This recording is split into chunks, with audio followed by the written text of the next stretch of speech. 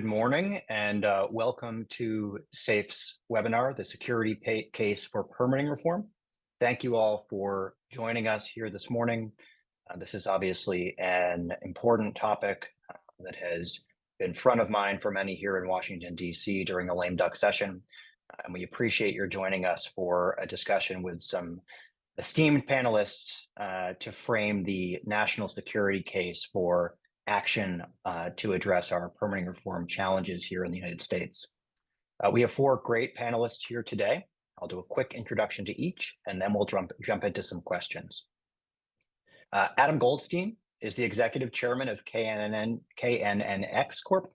Prior to this, he had a 32-year career at Royal Caribbean, including serving as the president and CEO of the Royal Caribbean International brand. He currently serves as the co-chair of SAFE's Energy Security Leadership Council. Admiral Michelle Howard, U.S. Navy retired, the former commander of U.S. Naval Forces for Europe and U.S. Naval Forces Africa.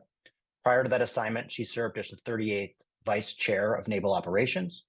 She currently serves as the Vice Chief of Naval Operations. She currently serves as co-chair of SAFE's Center for Grid Security and is a member of the Energy Security Leadership Council. Christina Hayes is the executive director of the clean energy nonprofit Americans for a Clean Energy Grid, ASEG. She previously served as vice president for federal regulatory affairs at Berkshire Hathaway Energy and has been an energy regulatory attorney for nearly 20 years, helping Midwestern and Western utilities navigate FERC, NERC, and other federal agencies. John Soka is CEO of Conservative Energy Network, a national network of state-based organizations focusing on promoting clean energy innovation rooted in conservative values. Between 2013 and 2022, John served as the House Republican Conference Leader, Senior Chairman of the Finance Committee, Chairman of the Energy and Public Utilities Committee, and Chairman of the Joint Legislative Commission on Energy Policy in the North Carolina House of Representatives.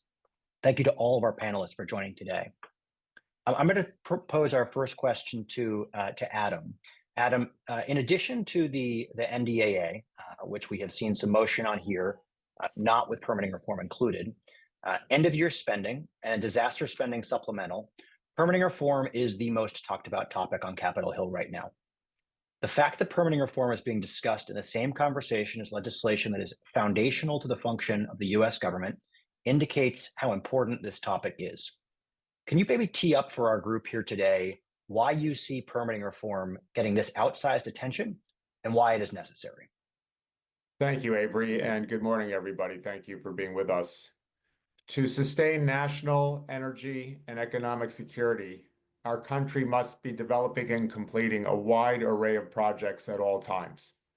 We are struggling mightily to do so. And permitting reform speaks to one of the critical deficiencies in our ability to get major projects done. We can't get essential work started, so obviously we can't get it finished. And we all know that it takes 10 or 15 or 20 or 25 years to get from start to finish on major projects. What may have been less appreciated, at least until now, is the cumulative impact of this situation on our national defense posture and the foundations of our economy. The electricity grid was voted by Americans as the greatest achievement of the 20th century.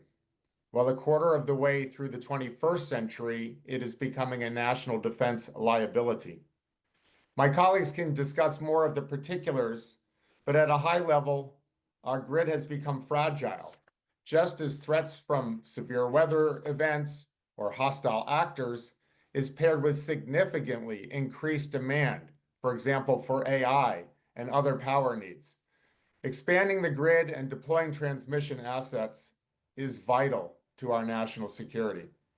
Permitting reform is about more than the electricity grid, of course. For example, our country is badly handicapped when it comes to mining and processing of critical minerals. These are vital for national defense systems and other elements of our posture. Hostile actors are clearly willing to leverage our dependencies against us. We must become more self-sufficient along with our allies. These are basic reasons for permitting reform, and Avery, to your question, why is it receiving so much attention right now? Thank you very much, Adam. For our next question, I want to build on what Adam shared with us, Christina. Adam mentioned the importance of permitting reform for expanding the electrical grid and the deploying of transmission assets. Can you give us some context of why the US requires that more transmission needs to be built in order to meet our power needs?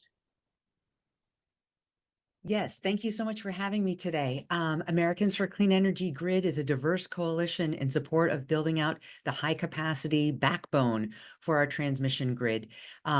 Most of the transmission that has been built was built several decades ago, so it is starting to age out. So not only do we need to build new to meet new load, we also need to ensure the replacement of existing lines. We have a long way to go to build out the grid to meet not just existing need in terms of replacing older, obsolete lines, but also building out new to meet new demands. We've talked about artificial intelligence, new manufacturing demands, other issues to make sure that a lot of those resources, artificial intelligence and others, stay here in the United States, and to make sure that we keep the lights on, so that we're able to support not just military installations, but also the communities around them.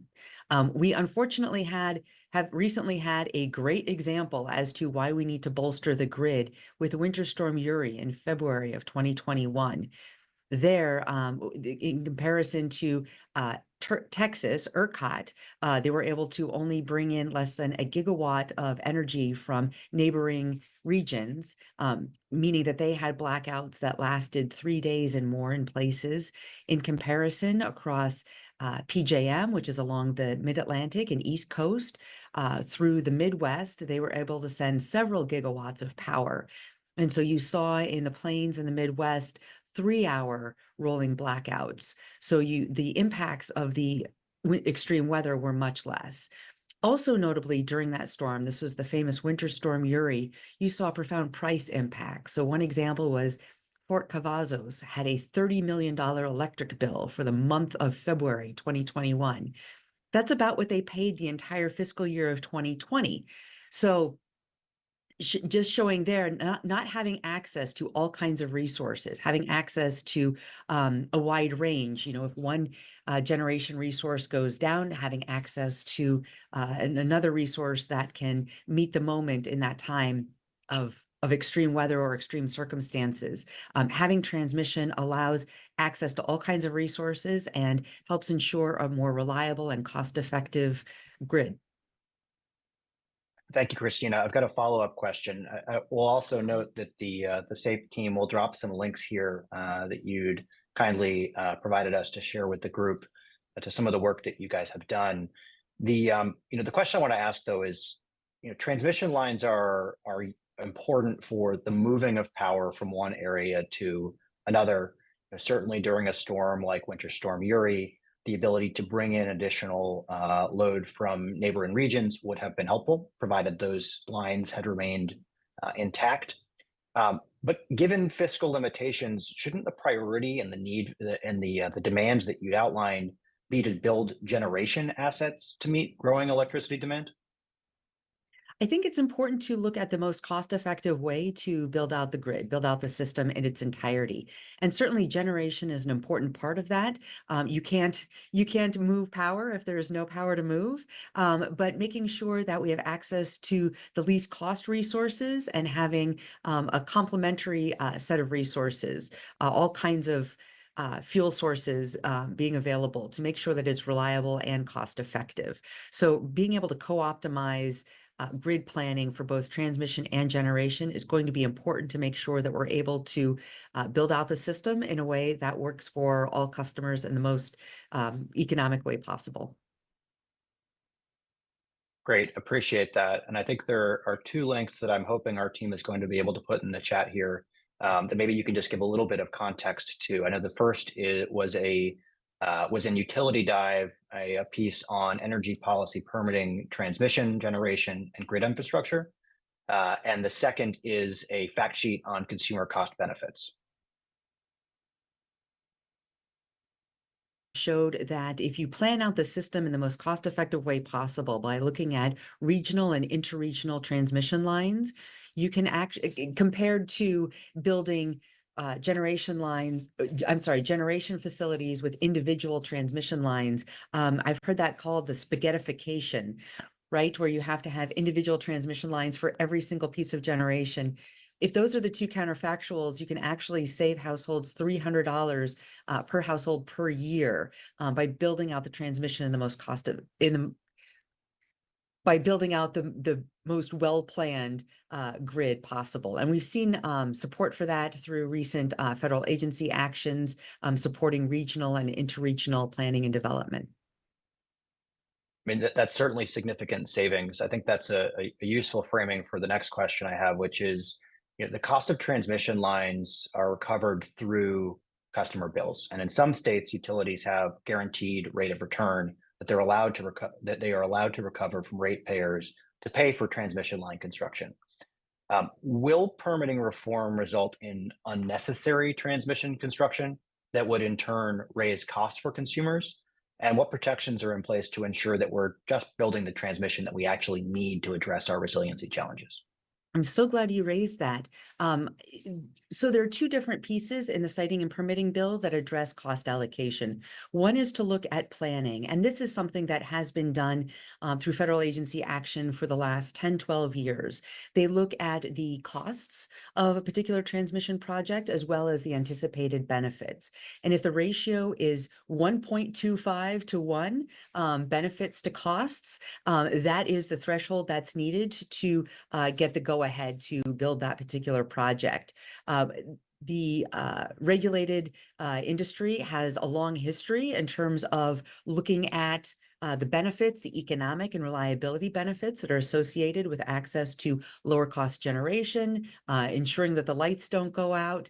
So we can be sure that only projects where the benefits exceed the costs are the ones that get built. And then in terms of who pays, your costs track your benefits. So looking at whether or not costs are roughly commensurate with benefits is a long-held legal principle that supports cost allocation. So I think we can be sure that only projects that are needed get built, and the only people who benefit will pay. Appreciate that context. I think that's very helpful. It's certainly something that that I and my team here, when we're on Capitol Hill, talking to staff about the need for permitting reform. So thank you for providing that context. For next question, I'd like to bring you into the conversation, John, and maybe just give us the quick elevator pitch on the way on the tee up for Conservative Energy Network. With an incoming Republican trifecta, there is a strategic opinion that permitting reforms can and will be more expansive if Republicans wait to pass a reform package in the next Congress. I think we all agree that EPRA is not a silver bullet, it's not a perfect bill, but why should we pass something that's imperfect or a partial solution now when a better bill could be around the corner for next year? Well, thank you for that question. And based on my experience in the North Carolina legislature, there is no such thing as a perfect bill. If you can get a bill when you like one portion of it and don't like another part, and somebody on the other side of the aisle likes the part that you don't like and they don't like what you like, you probably got a good bill. But really, the issue here is the growth of demand. And demand is not slowing down at all because of AI data centers, reshoring manufacturing, and to some extent, the electrification of America. Demand is growing. We have to accommodate this growing demand. And if we don't, we're going to be in a time problem here. Something passed that's a good solution today is 100% better than a perfect solution passed 2 years from now, or even 6 months from now. From a political point of view, you might want to think of the phrase jobs, jobs, jobs. Okay?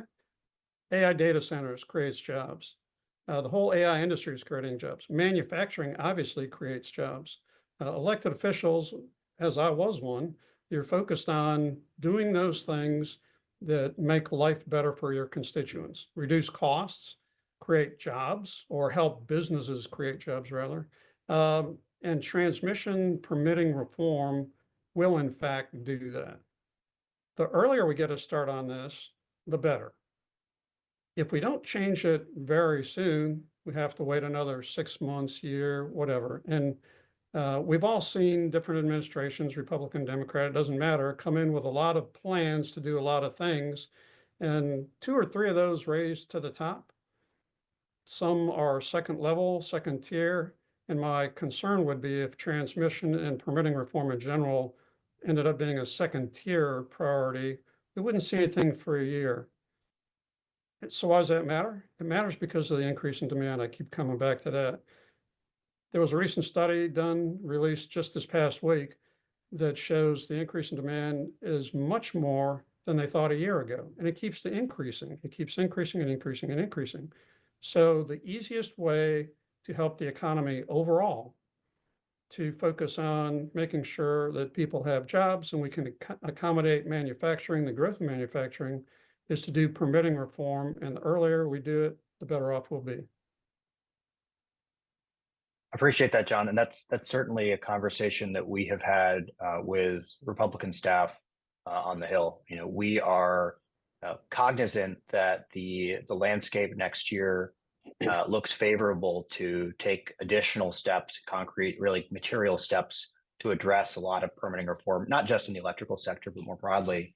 You know, I think what we have wanted to underscore as an organization who for nearly 2 decades has been pushing for these sort of reforms and lamenting the fact that we can't get shovels into the ground, that the idea of delaying by, to your point, 2 years or even 6 months, the process of speeding up our permitting system and allowing us to start meeting our energy demand needs just doesn't comport, right? There is a national security need, and the idea of delaying a national security need because we think we might get more next year, what we would encourage is pass this permitting reform deal now, and then immediately come back in January and get to work passing additional permitting reform provisions that can help to strengthen and continue this pathway toward ultimately addressing our broader permitting reform needs across the energy sector. Yeah, and if I can add on to that, I think that's exactly right. Because when a major piece of legislation is passed and it's being implemented, there's always pieces that say, oh, I wish I would have done this. I wish I would have done that. And then it takes more legislation to fix that and the implementation of it. So this would be and is a major piece of legislation. The earlier it's passed, the better. And then you can tweak it, if you will, somewhere down the road to find the things that you didn't expect to happen, fix those as well. Again, leading to a more secure energy grid for the United States. Thank you very much, John. Admiral Howard, we are just past the quarter post here. I want to make sure we can bring you into the conversation. You know, the DoD has invested significant funds over the last 11 years to build out microgrid infrastructure on military installations. While this is helpful in securing at least 99.99% energy availability that is required by the Secretary of Defense, it also signals the recognition that the civilian grid, which is also relied on, simply isn't capable of meeting DoD's standards and needs. Can you outline for us how the Energy Permitting Reform Act could help build back this trust and stability of the civilian grid, and how it could help to decrease the reliance on microgrids and why that's important? Thank you, Avery. So I would tell you from my service perspective, it's now coming up on 10 years where the Navy put out a report through the Center of Naval Analysis referring to the electrical grid and getting it right as a national imperative. So when you think about Department of Defense, there's probably not anyone who says, oh, there's a military base in my state, and many states have multiple bases across the services. The 90% of those bases rely on the commercial sector to get their power. And on top of that, because of the number of bases we have domestically, Defense Department consumes about 4% of the power that's produced in this country. So these bases are where we train, equip, and man our services, but it's also where we generate the forces to deploy overseas. So when we have disruption to the grid, it impacts that entire chain of how do we get someone ready to deploy and ready for the war fight. And it's not just the bases. When you think about the military industrial complex, when there's power outages, that impacts everything from maintenance on equipment, maintenance in shipyards, and it just creates delays in our ability to literally keep the schedule and get the job done. And then when you think about, well, even when you've got the microgrid or you've got generators and you have backup power in an emergency, you still have all these civilians at the bases. And some of the bases, the defense civilians, those heroes make up 60% of the forces on the base. If the community is out of power and the people can't get heat in their home, then they're not coming to work. So you have to have the community stable as well in order to make sure those civilians and military members are comfortable coming to work and doing the job they love to do. So when you think about, it's what Christina talked about, when you have more transmission, when you can have regional sharing, you have a more reliable and resilient grid. And then that means that in a weather crisis or some other type of crisis, that power continues to flow. And that means the operations of that base continue. And there's one more piece I'd like to add, though, about the future of defense. When we've, Congress and national security specialists have been talking about this onshoring of capacity so for defense, we're at the point where we need to be self-sufficient. China owns 90% of the processing for minerals around the world. So when we're looking at critical minerals or components that are made, it is to our national security advantage to make sure we can control this within the United States. So then when you're talking about you need a stable grid in order to have stable processes so that you can be a self-sufficient country. It's that supply chain. If we don't own that supply chain, we give ourselves vulnerabilities. I think my favorite quote is from an agency that supports DoD, where one employee said, "You realize that if you don't have a supply chain, you don't have a kill chain." Thank you, Admiral Howard. I think the point around grid resiliency impacting our ability to develop and scale these critical supply chains here at home is a really important point to make. I think on the competition side, in addition to that reliability, there's also a pricing function where we need additional load growth to ensure that that the sorts of energy intensive industries that we believe are strategic and need to be reshored or onshored, that they have access to not to resilient power, but also affordable power that allows them to compete globally. We consistently hear that from our corporate partners that in many of these either heavy industries or advanced industries, things like data centers and AI, that access to power and the cost of power is a massive challenge. And we certainly believe that in addition to load growth, that the ability to transmit that new load to the end users is a really critical component of what we need to be prioritizing here as a nation. I will have our team drop in the chat the links to 4 fact sheets that SAFE had prepared in support of permitting reform. It touches on a number of the themes that you had brought up, Admiral Howard, particularly around the impact of the electrical grid on our military and on the strategic economic side as well. I've got another question for you too. So strategic competitors like China and Russia continue to invest heavily in AI, one of the energy intensive industries we talked about, making it imperative for the United States to stay ahead in the technological race to ensure security and maintain a strategic advantage in this sector. We expect that AI will transform national security by enhancing warfighting capabilities on and off the battlefield. Can you provide us some examples of these capabilities and how Energy Permitting Reform Act and transmission expansion could help to bring them online faster and ensure that we maintain a strategic advantage in this space? So let's talk about just what AI is doing now and machine learning.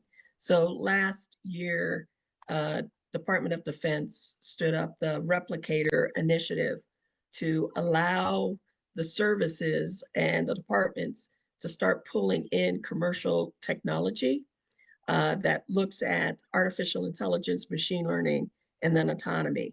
And those things are linked. So I can speak for my service. When you look at what we're doing with undersea unmanned drones, doing our own drone swarms, we have a task force set up in Bahrain now that works through all of that. You need the artificial intelligence and machine learning, one, to get the autonomy to be retrainable and to be more efficient more quickly. And then it helps take this sailor or soldier in some cases out of the loop so that you're using that human in a more effective role. But it's the data, right? It's all the data, whether it's undersea or air, that these systems are collecting. And that data has got to be synthesized and correlated. And that's where artificial intelligence comes in with pattern recognition and its predictive ability. So then not just the feed that's coming in, then you're looking at those patterns that help in intelligence prediction and intelligence analysis. But all of this is at a huge energy cost, as you pointed out. I was at a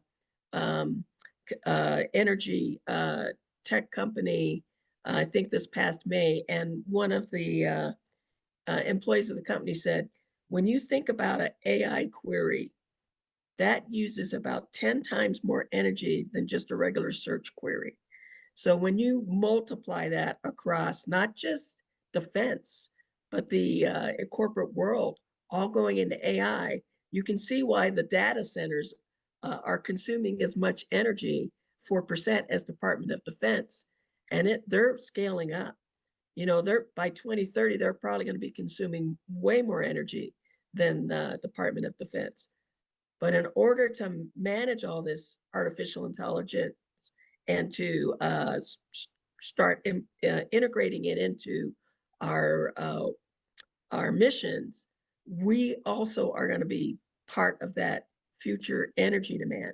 So then when you're talking about permitting reform, making it easier to get transmission lines, making it easier to move energy around the country, and allowing people to, as you pointed out, to get to an energy cost that's viable, then that underpins not just national security, but the economic prosperity that's of necessity for defense to thrive. Thank you, Admiral Howard. And I think one fact I want to pull out from the fact sheets that we had dropped into the chat, between 2014 and 2021, China significantly expanded its interregional transmission capacity. Our global competition, in some case adversaries, are prioritizing this, and they're getting it right. They're developing more than 80 times more high voltage transmission interconnections in the U.S., which has only 3 gigawatts of such capacity developed over the same time span. That should be alarming. Over the next 6 years, China is going to allocate more than $800 billion with a B dollars toward upgrading its electrical grid. And I think this underscores a fundamental challenge and a difference between the approach that China and the US are taking to address what certainly all on this call, and I think most on Capitol Hill, understand, which is the growing energy demand is a strategic challenge that it is imperative we meet for global competitiveness. And we simply haven't found the political will to get to work on a coordinated plan to help bring us back into parity with the amount of resources and policy required to compete globally. Thank you for that perspective. Adam, I think maybe I'll lead that into a next question here. And I would note for those who are on the call, if you have questions, please feel free to drop them in the chat. Our team is collecting those. We will look to get to as many of those as we can at the close of this call. Adam, we know that electricity demand is growing. Some view this as a problem. Some view it as an opportunity. And we are frankly inclined to view this growth positively because it means the US economy is growing. Energy intensive sectors like advanced computing are maturing. People are switching to more efficient electric appliances. That helps on some of that demand growth or that demand to meet some of that demand. But both the outgoing and incoming administrations are rightly focused on reshoring manufacturing. And this economic sector is also extremely energy intensive. Can you provide us some context on how EPRA helps to push the needle on reshoring manufacturing? Thank you, Avery. It might sound to some like this is quite a different question from what we were just discussing about our military and security needs, but I think it's all part and parcel of the same set of issues, which are startlingly basic and which I think underscore why we feel so much urgency to start getting this legislation in place and start moving more quickly. So part one, I guess, of my answer would be, it's very helpful to know what the electricity grid is meant to accomplish and that it's fit for purpose. And that might sound very, very obvious to people. But until recently, the electricity grid was growing relatively slowly and relatively predictably. And now it has spiked up in a way that surprised the electricity industry. So obviously it would be a surprise to the country and to elected officials. So EPRA directs the energy security to conduct a transmission capacity study every 3 years so that we can see forward, we can prepare, we can know what that curve looks like forward in a way that we unfortunately failed to do recently. So that would be part one. Part two, of course, is the ability to move energy around seamlessly and efficiently around the country.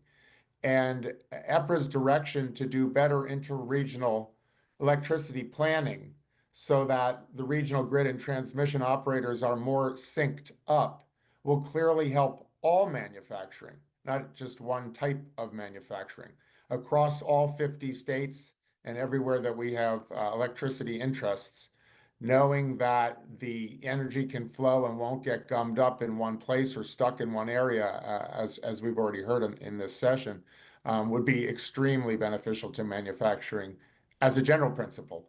And the third part of my answer would be a number of manufacturing projects that are critically necessary to the country, such as semiconductor fabs or metal smelting factories, require enormous amounts of energy for the new project, not for other projects that already are in place.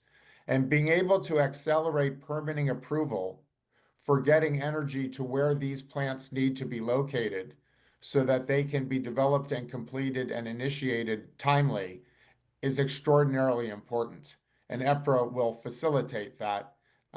And of course, probably more will be required. But as you've mentioned throughout this program, we need to get going, and EPRA helps us get going in critical ways. Thank you, Adam. John, I'll ask the next question of you. So the Energy Permitting Reform Act contains provisions intended to free up the long queues that we have for energy projects across the country, which, given the focus that we have had and the agreed upon need to bring online new transmission, it is incredibly frustrating to look at that queue of projects that would like to be online and recognize that we have fundamental blockers in place from adding that new capacity to the generation side of the equation.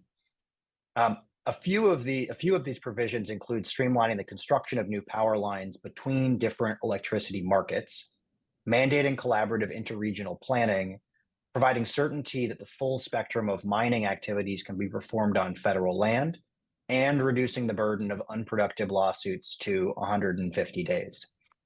If you had to pick one provision of EPRA, which is most important on the energy security front and addressing America's energy security needs, which one of these would you highlight for the group?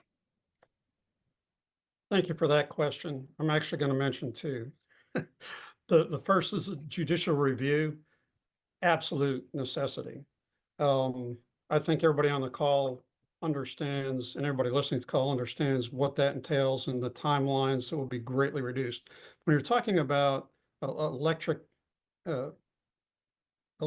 and transmission, really the interregional transmission planning, in my viewpoint, is the biggest. Because right now you've got this, it's called the tyranny of sub-optimization.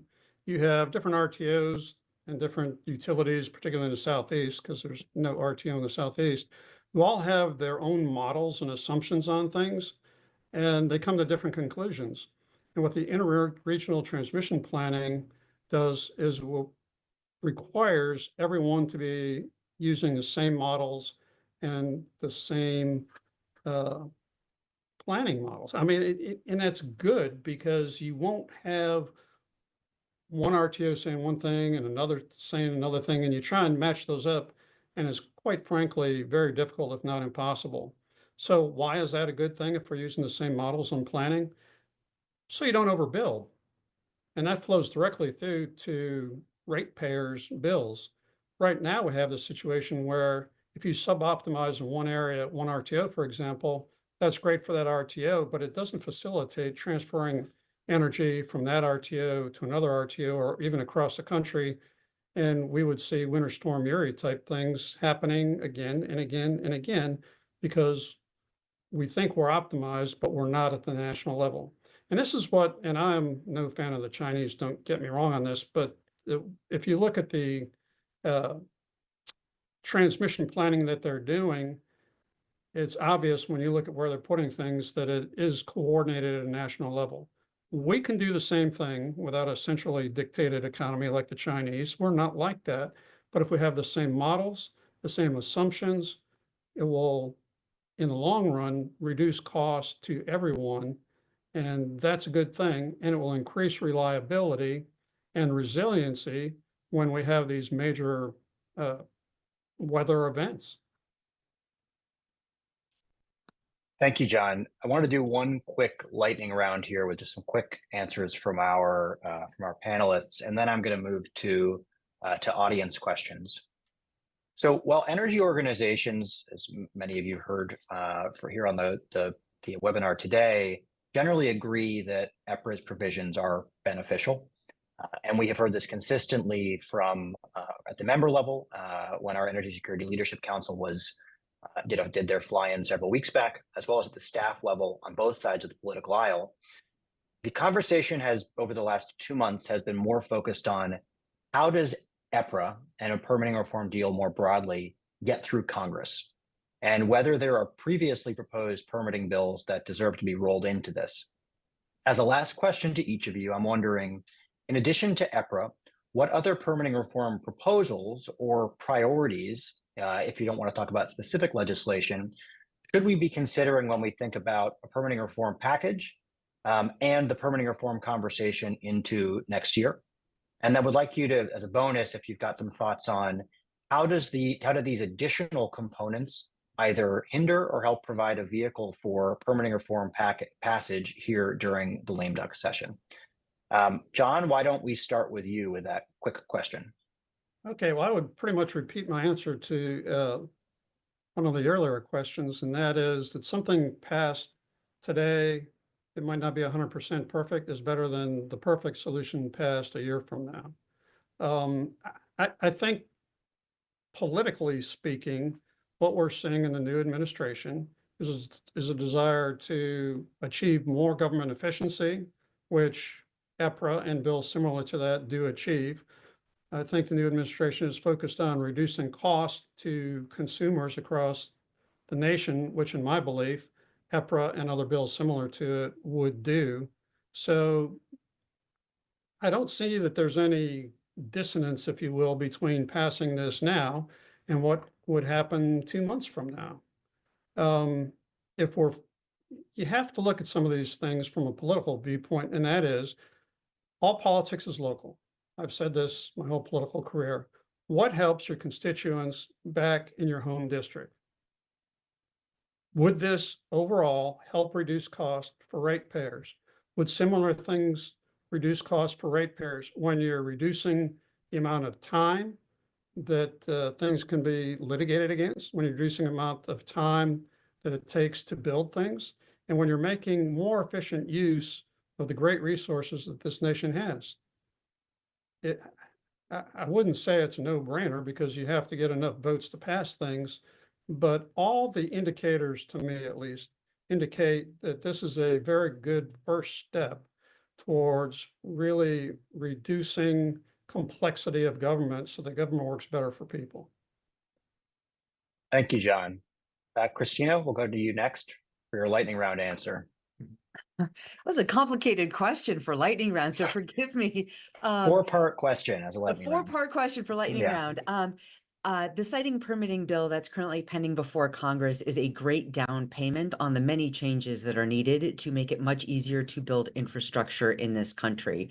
And so EPRA, I was talking with someone in a very different kind of energy industry, and from their perspective, they said this is about a third of what we were hoping for, but if we don't get it now, we will likely never get it. There are some very particular provisions in this legislation associated with siting and permitting, as well as cost allocation. As we noted that with transmission, it is very large, very difficult, very expensive, and especially with aging systems, we need to make sure that we can keep up with current demand. So this bill is important in terms of making sure that all of those who benefit pay, and that only projects that where benefits exceed costs get built. So we have high hopes that the bill will pass here at the end of 2024 and open the way to further reforms that we will need in terms of siting multi-state transmission lines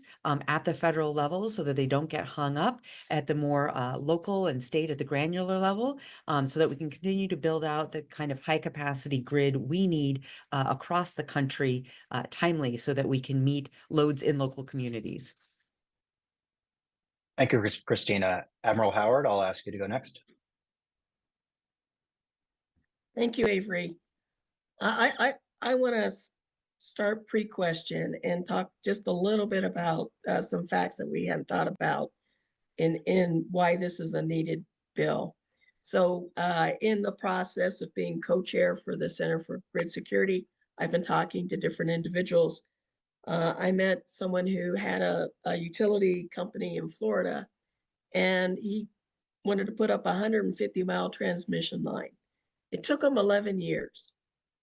And his comment to me was, how can we win a world war in 4 years, but I can't get a transmission line up in it takes 11 years to get a transmission line up.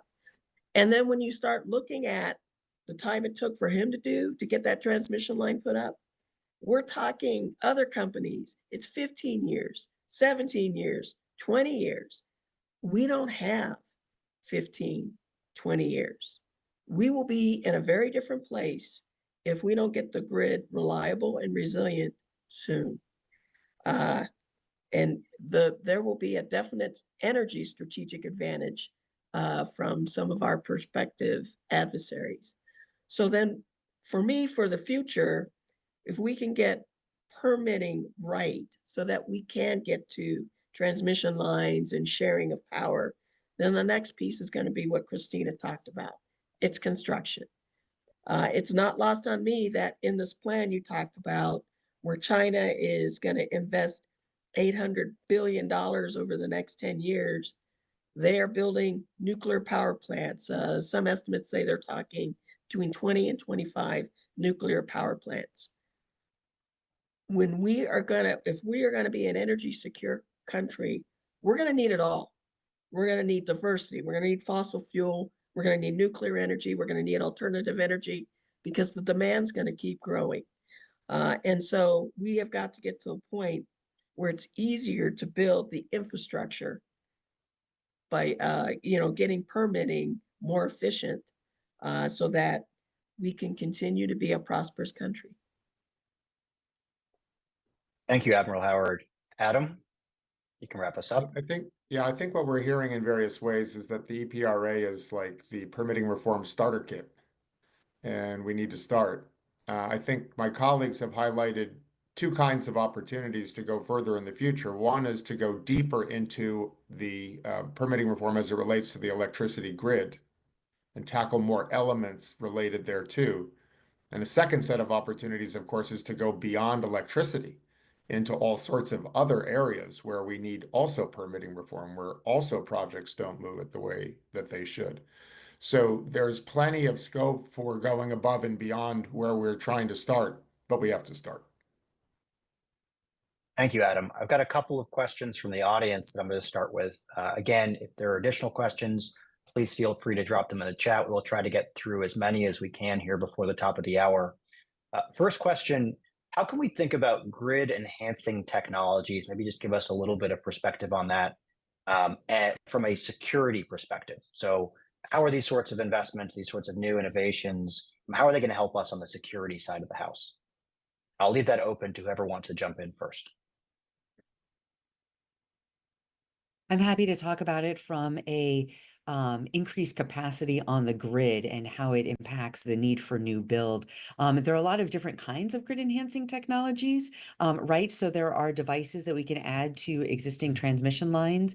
And then there are also new kinds of cables that will allow us to really quickly switch out the cables that we use on current transmission lines, put in these new cables that will significantly increase capacity. We also need to, of course, address the substations on the end. So it will allow a quick upgrade of the existing system. It won't get us all the way to where we need to go in terms of increasing capacity across the entire grid, but it would be a great first start. It would definitely be one of the things that we need to deploy in order to expand the grid quickly.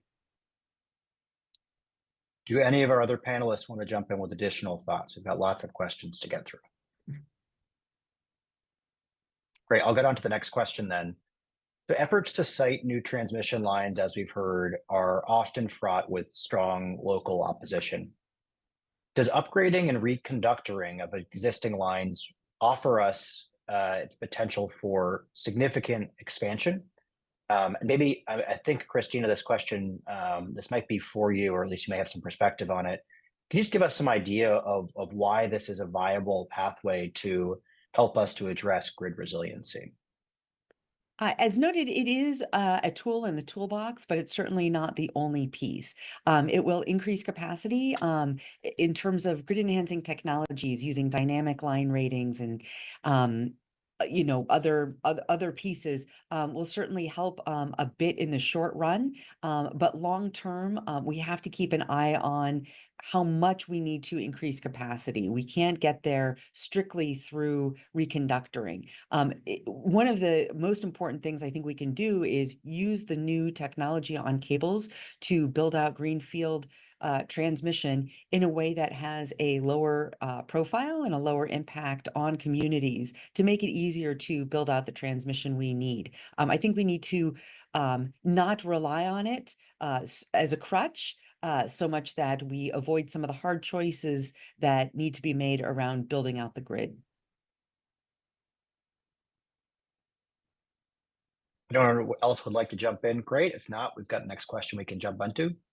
Avery, I would say that when you're looking at both the grid enhancement technologies and then, replacing, those tend to be localized solutions, right? So the challenge is the ability to move that localized solution to another region if you need it. And that's the reliability and resiliency piece that the transmission lines will give us. So it is part of it, but it's not just that, hey, my region's good, I can produce all the power and I have backup power. It's when another region needs that energy because of some type of weather crisis, how do we move that? And how do we keep bases operating and communities going? Yeah, I think please go ahead, Adam. Yeah, sure.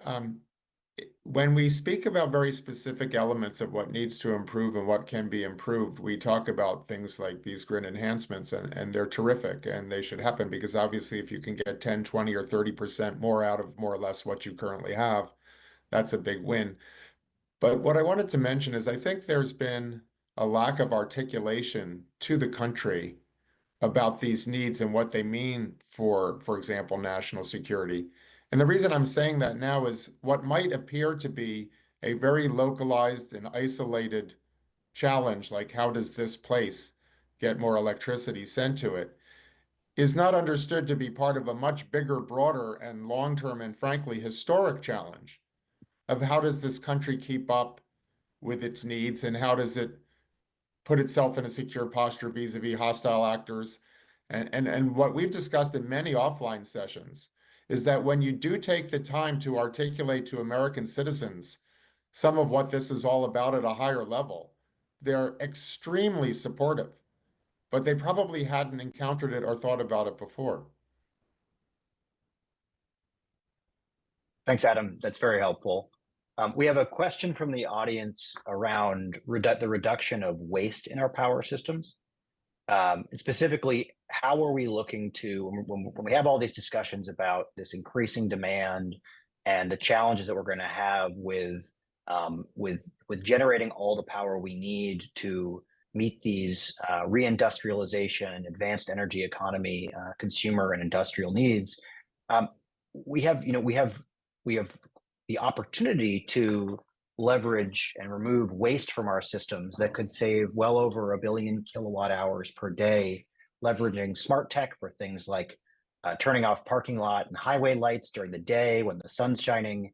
And reducing these wasteful loads would further enhance the ability to provide more necessary load and ensure that the power that we're generating, that we're actually using to generate GDP and meet consumer needs.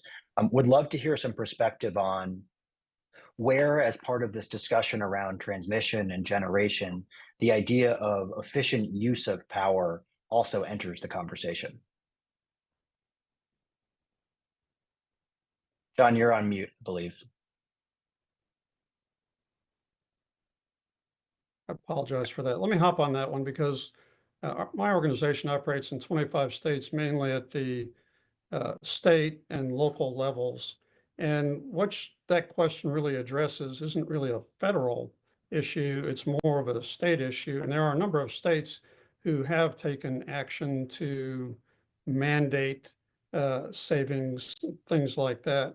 It's more an awareness campaign in your own house. Do you turn off the lights? I'm sure most of us, when we were growing up, had your parents yell at you to turn off the lights. Were you born in a barn? That kind of thing. So it's the awareness at the family level, at the community level. What my folks tell people is you can reduce your bill. The ability to do it is in your hands. And the example of parking lights or street lights that are on during the day, most of those now are on some kind of timer or they're on a detection device or something. There's still a lot to be done with that. And in my opinion, it really goes from government level at all levels to drive towards the lowest cost solution, which isn't necessarily the most efficient energy solution. If you take the lowest bid on a building, for example, you might just get the windows with, the 2-ply windows in there, which aren't the most efficient. And if you cost out the energy over the life of the building, you'd be better off doing better windows, things like that. So efficiency is there. Part of it's education. Part of it needs to be mandated in government buildings. I would Thank you, follow up. John. I'm sorry, I would follow up on what John said. You're right, there's some great opportunities to follow up with this. We work with folks who are looking at this from a market perspective, where there is extra generation and, that would otherwise have to be curtailed and turned off. There's certain industrial business models that are looking to take advantage of that.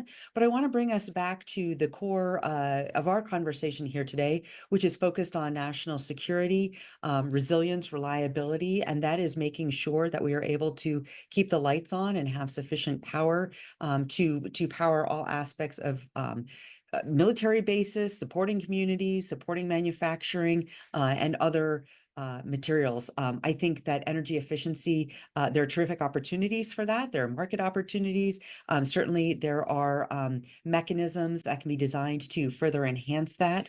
But I think what we need to make sure is, to the extent that there are national security, safety, reliability, resilience needs for the grid, that we are able to respond to those signals and build out the kind of electric system we need to meet those requirements.